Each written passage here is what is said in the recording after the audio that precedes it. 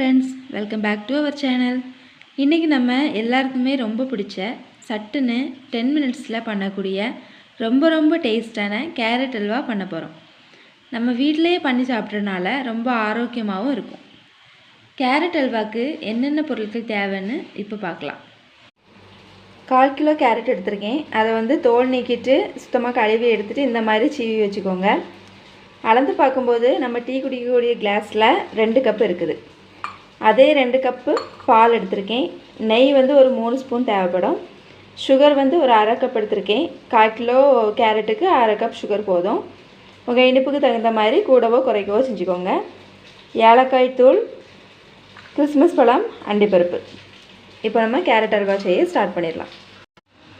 இப்போ நம்ம ஸ்டவ்வை பற்ற வச்சுக்கலாம்.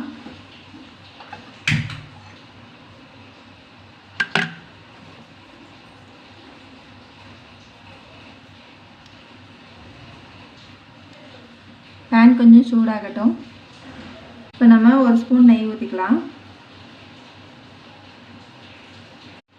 ஃபஸ்ட்டு முந்திரியை வறுத்தெடுத்துடலாம்.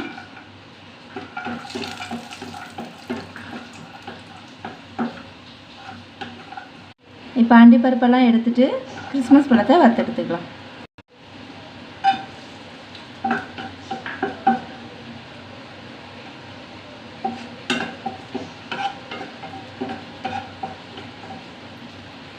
கிறிஸ்மஸ் பழம் கொஞ்சம் வீங்கி பலூன் மாதிரி ஆன அப்புறமா அதை எடுத்துடலாம் வெளியே.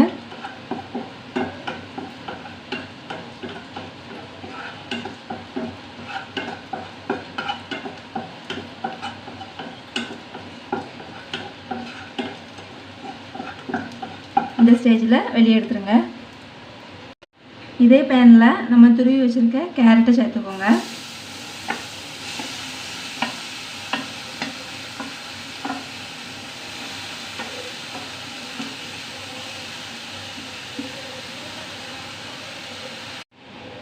கேஸை மீடியம் ஃப்ளேமில் வச்சுக்கோங்க. ஒரு 2 மினிட்ஸ் இந்த கேரட் இந்த நெய்க்கு கூட சேர்ந்து குக் ஆகட்டும். அப்போ அதோட பச்சை ஸ்மெல் போயிடும். 2 மினிட்ஸ் ஆகிருக்கு. நம்ம எடுத்து வச்சுருக்க 2 கப் பால் உள்ளே சேர்த்துக்கலாம். இது காய்ச்சாத பால் தான். இப்போ ஒரு 2 மினிட்ஸ் ஆகிருக்கு. இந்த அளவுக்கு கெட்டியாகிருக்கு. மேலே வரக்கூடிய ஆடைகள் எல்லாம் உள்ளே சேர்த்து விட்டு கிண்டிக்கோங்க. இன்னொரு 2 மினிட்ஸ் ஆகட்டும், ரெடி ஆயிரும். பால் கொஞ்சம் எக்ஸ்ட்ராவாக ஊற்றி நம்ம வேக வைக்கும்போது அதோட இந்த கேரட்டோட பச்சை ஸ்மெல் நமக்கு வராது. சாப்பிடும்போது நல்ல டேஸ்ட்டாக இருக்கும். இப்போ மொத்தமாக ஒரு 4 மினிட்ஸ் ஆகிருக்கு.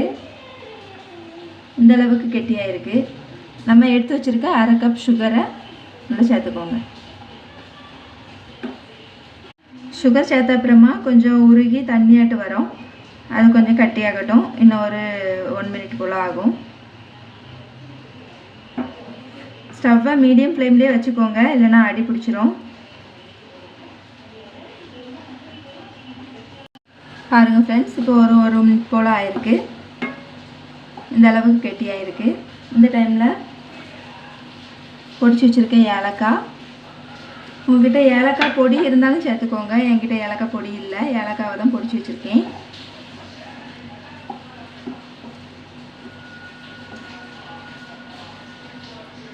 வறுத்து வச்சுருக்கிற கிறிஸ்மஸ் பழம், முந்திரி பருப்பு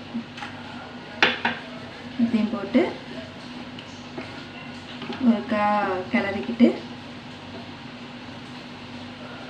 ஒரு 2 ஸ்பூன் நெய் ஊற்றிக்கோங்க.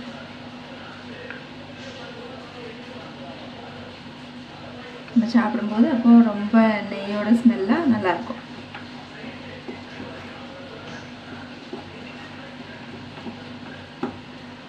இப்போ இது நம்ம ஊற்றின நெய்யெல்லாம் உள்ளே எடுத்துக்கிட்டு நல்லா அழகாக சுருண்டு வரும்.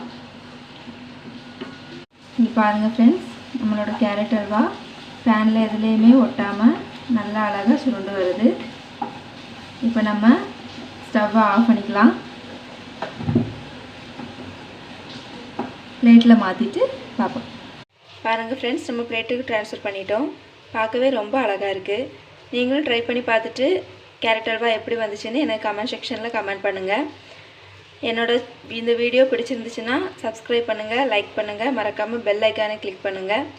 ஆல் கொடுத்து வச்சுக்கோங்க. அப்போ தான் நான் போடுற வீடியோ உடனே உங்களுக்கு நோட்டிஃபிகேஷன் வரும். தேங்க்யூ.